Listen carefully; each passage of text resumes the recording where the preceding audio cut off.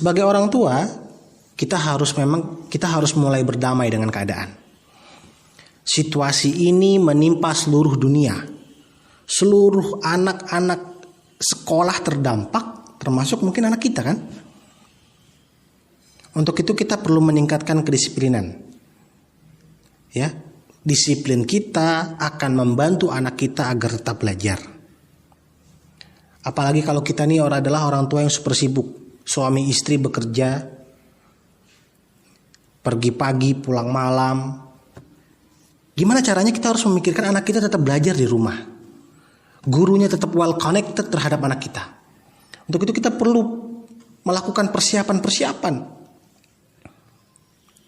Kita perlu mengatur waktu, kita perlu mengatur teknis pelaksanaan anak-anak kita untuk mereka bisa belajar di rumah.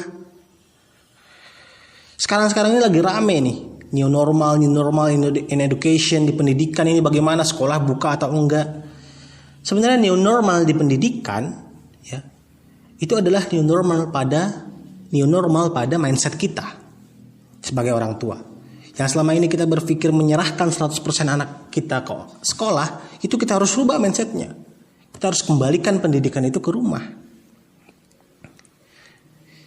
Kita jangan lagi berpikir anak kita belajar di mana, tapi bagaimana cara anak kita itu bisa belajar. Kan gitu. Jadi, ya. Yuk, sekarang sebagai orang tua, saya orang tua, mungkin teman-teman juga orang tua, kita mulai persiapkan kebutuhan-kebutuhan anak kita untuk belajar secara online. Dan kita hargai, kita hormati guru-guru anak-anak kita yang sudah memberikan waktunya, mengorbankan waktunya ya untuk mengajar anak kita. Kita tetap butuh mereka. Kenapa kita butuh guru-guru? Karena yang tahu ilmunya ya guru itu gitu. Kita kan nih orang awam nih, kita nggak bisa nih, kita nggak bisa ngajarin anak kita mata pelajaran atau bidang-bidang yang tidak kita kuasai kan.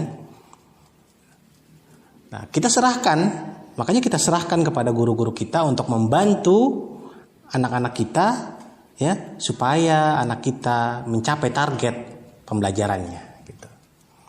Dan untuk seluruh sekolah memang kembali harus menyusun target apa yang ingin dicapai ketika proses pembelajaran berlangsung dari rumah. Sekarang ya di new normal pendidikan ini memang konten itu ya tidak lagi berpusat kepada teks atau kepada buku, tapi pada kompetensi anak.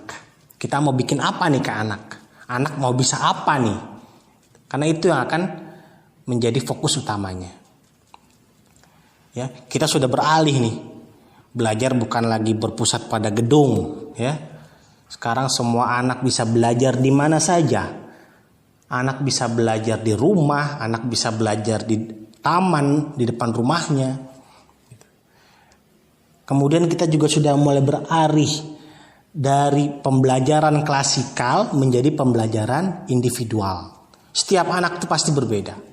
Kita mulai tersadarkan itu. Padahal ilmu ini sudah sering digaung-gaungkan, sering disampaikan oleh para ahli ilmu di dunia pendidikan, bahwa setiap anak memiliki potensinya masing-masing, bahwa setiap anak memiliki kecepatannya masing-masing gitu. Maka perlu diperhatikan oleh sekolah dan oleh para guru. Untuk itu yuk teman-teman semuanya sebagai orang tua balik lagi.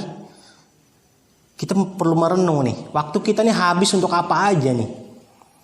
Jangan-jangan kita nggak pernah ngajarin anak kita nih. Bahkan mungkin sampai huruf A, Ba, Ta saja kita nggak pernah ngajarin anak-anak kita. Atau mungkin kita tidak pernah ngajarin mereka sholat. Kita nggak pernah ngajarin mereka berwudu gitu. Diambil semua tuh pahalanya sama guru-guru. Mau dapat apa kita?